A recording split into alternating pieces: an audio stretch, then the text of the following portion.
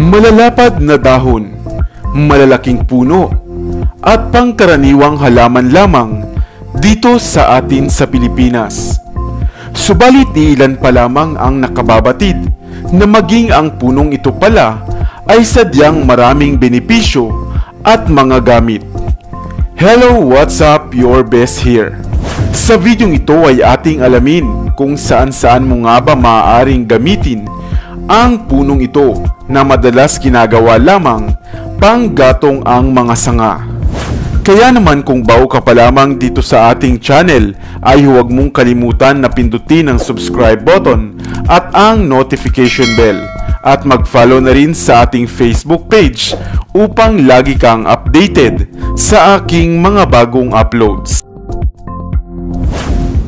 Malaking puno at naglalaparang mga dahon, ganyan kung ilalarawan ang puno ng Macaranga tanarius o mas kilalangan natin sa katawagang binunga tree.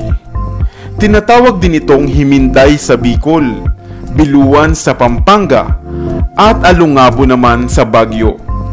Maaaring nakita mo na din ang punong ito dahil pangkaraniwan na lamang itong tumutubo dito sa atin sa Pilipinas.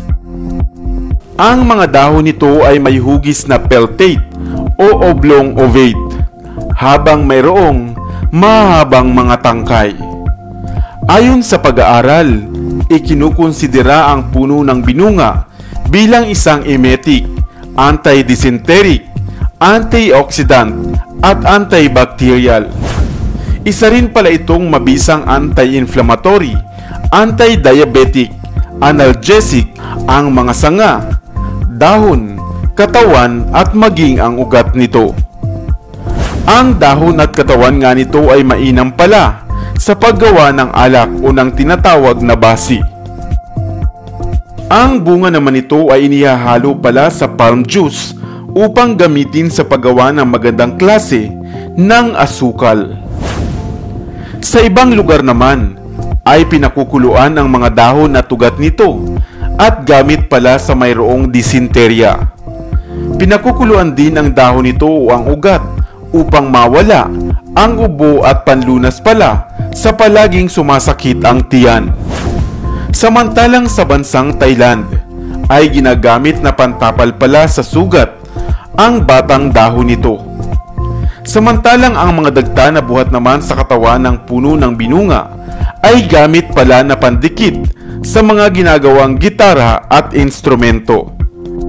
Ang mga katawan at sanga naman nito ay karaniwang ginagamit sa paggawa ng bubong o kaya ay sa pagbuo ng bahay.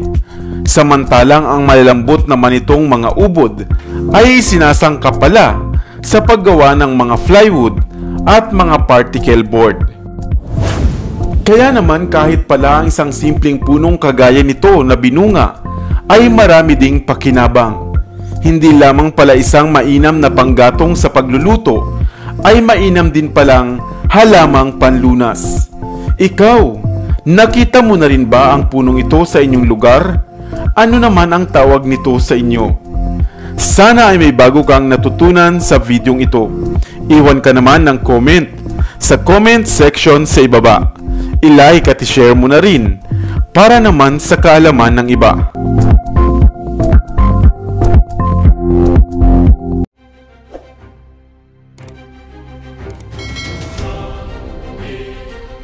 Para sa mga kakaibang kwento ng inspirasyon, kaalaman, hiwaga at misteryo, ako pa rin ang inyong lingkod, ang inyong best para sa Best TV.